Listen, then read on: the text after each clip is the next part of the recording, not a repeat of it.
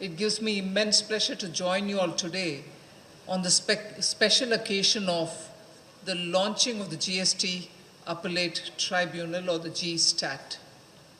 This is just not an institutional milestone, but it is a symbol of how the GST has come in the last 8 years, and it is also a powerful reminder of our determination to continue improving, reforming, and also adapting it for the future. When the GST was introduced in 2017, under the visionary leadership of our Honorable Prime Minister, it was with an intention of having one nation, one tax, and one market. A fragmented and complicated web of indirect taxes gave way to a seamless common market. And the guiding idea was unity in policy, unity in compliance, and unity in economic purpose.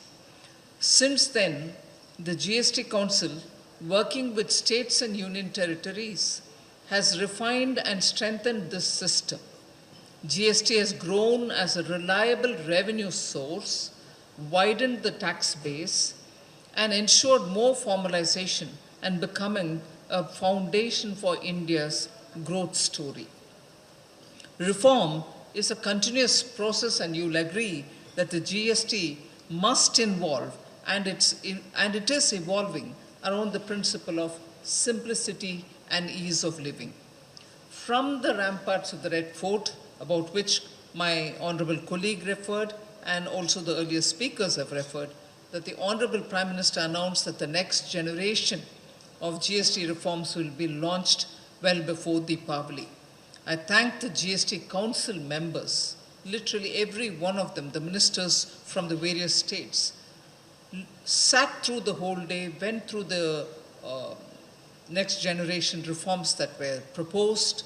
It was earlier discussed in the 3 group of ministers as well, and then took a call that it is the need of the hour, it has to benefit the common people, and as a result we had the next generation reforms being cleared by the GST Council.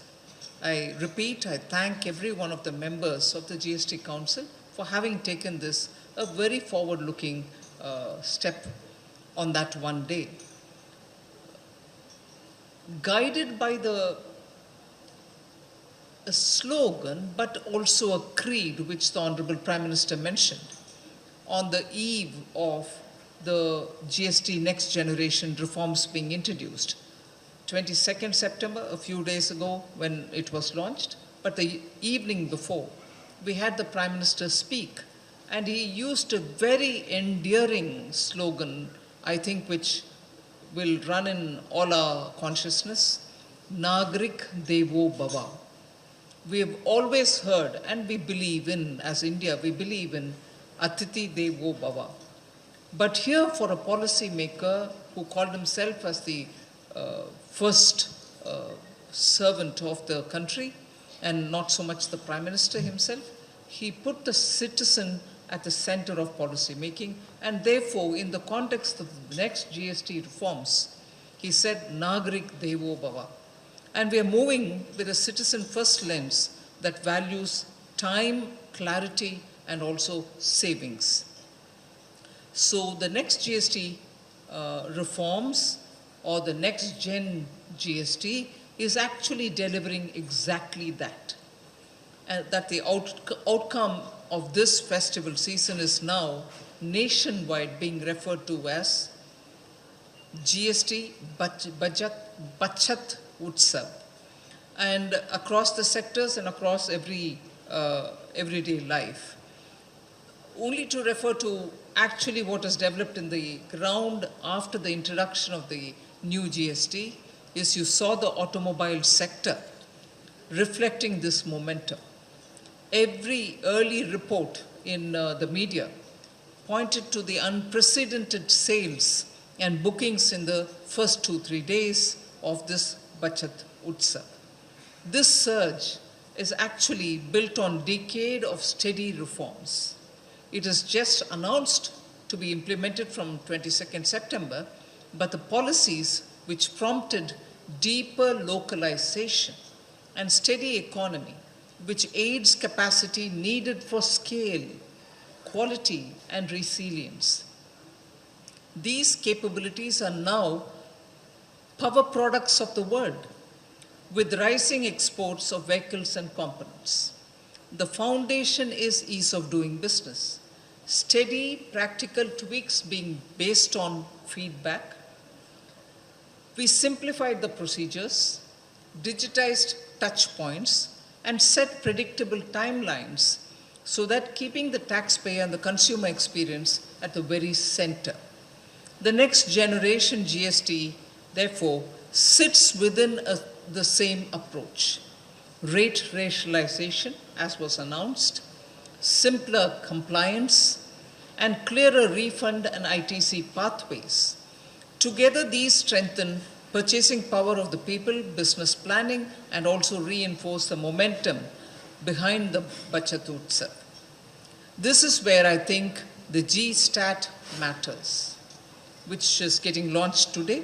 Ease of living for taxpayers extend beyond filing and refunds.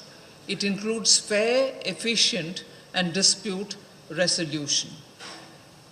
The GSTAT is a natural extension of this reform arm or reform arc, as you would like to say. It's an important advance for ease of doing business and a vital forum for justice. In simple terms, if I have to say this, when a taxpayer has a dispute, the first appeal lies, as was shown in that video presentation a minute ago. When a taxpayer has a dispute, the first appeal lies within the tax administration. But at the second level, whether the original order is from the center or a state, the appeal will now converge at a single independent forum, that is the GSTAT. So earlier you wouldn't have had this convenience.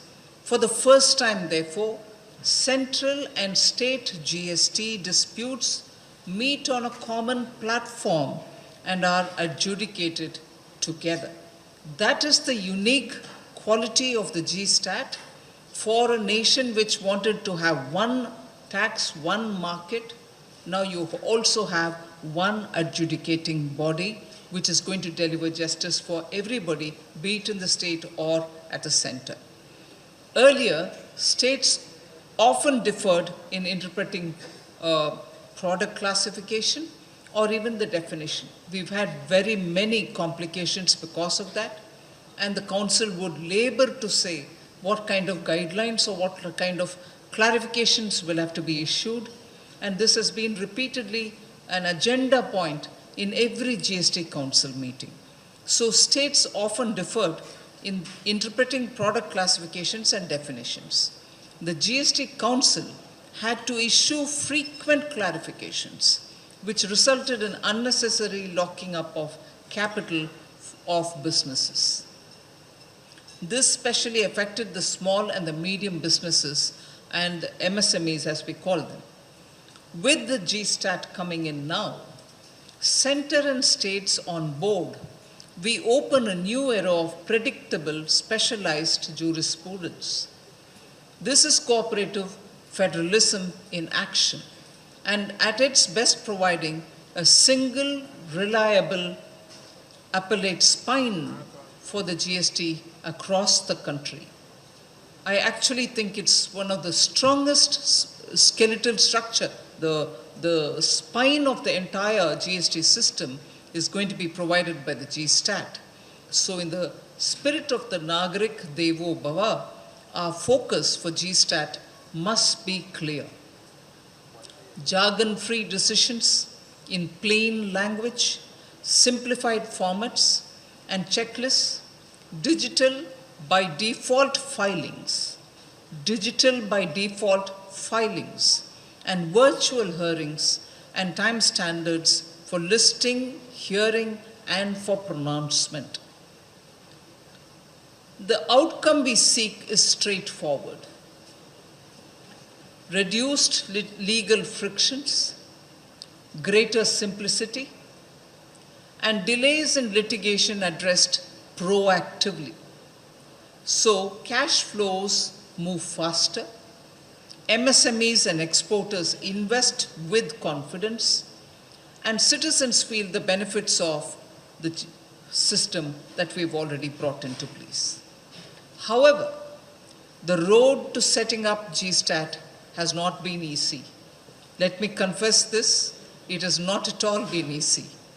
The journey has been long and it has been seeing very many challenges, delays, and even, I couldn't believe, but even setbacks. So setting up the GSTAT has had its own roller coaster ride. Building GSTAT has been a rigorous, consultative path of cooperative federalism, appropriate for an institution that will anchor GST jurisprudence for several decades. In 2019, and it is actually even in 2019 itself, benches of GSTAT were notified. But due to some legal issues, it was only in 2024 that the Honorable President of the GSTAT was appointed. We then began the process of selecting members and putting the infrastructure in place. That gave us a new structure, one principal bench in New Delhi and multiple state benches across the country with equal representation of technical members from the center and the states. It's absolutely unique, just as the GST is the one and only constitutional body since after independence of India. Here is an appellate or jurisprudence fountainhead, the GSTAT, coming to the rescue of the citizens in its own unique shape and size and contour. And importantly, the selection process itself is being directly monitored by the Honorable Supreme Court. So I think this has the best of everything that Indian jurisprudence can offer, best of everything that the judicial administration can offer, and best of everything that cooperative federalism can ask for. I'm confident that it is now the task of all the members to fulfill the faith reposed in them, being led by Honorable Sanjay Mishra, Justice Sanjay Mishra. From April 2026, the principal bench of the GSTAT will also act as the National Appellate Authority for advance rulings, providing businesses with clarity and ensuring consistency across states. This makes GSTAT not just a tribunal, it makes it a one-stop comprehensive forum for GST disputes, both before initiation and after initiation of the proceedings. We are also very encouraged, and we are ensuring that the GSTAT is supported by modern infrastructure, 31 states benches across 45 locations will make it truly accessible to taxpayers everywhere. Taxpayers will be able to file their appeals, track progress, and even attend hearings virtually. Justice will not only be fair and fast, but it will also be modern, transparent, and accessible to all. And here I must specify and specifically acknowledge the role of the GSTN and the NIC. Together, they have implemented the GSTAT portal for e-courts, which will be the backbone of this system. At this stage, therefore, let me speak directly to taxpayers, to trade bodies, and also to tax advisors. This forum is for you. And please, therefore, make full use of it. The limitation period for legacy appeals extends till 30th June 2026. Hearings are expected to commence by December this year. So prepare carefully, file peacefully and take confidence in the fact that we have even enabled a staggering filing approach about which you've just heard Justice Mishra talk in greater detail. I think this will absolutely address concerns of anybody who thinks there's going to be a rush, a stampede, systems failing, and so on. No. A good thought has been applied. They are going to be done in a staggered fashion, and therefore there need not be any rush towards or haste towards all being there at one go. The operationalisation of GSTAT is an important milestone, but more than that, it's a living example of how reforms in India evolve. So it is not a formulation which comes out of somebody's office and gets implemented, but it is something which has evolved with stakeholders putting their minds together, thoughts together.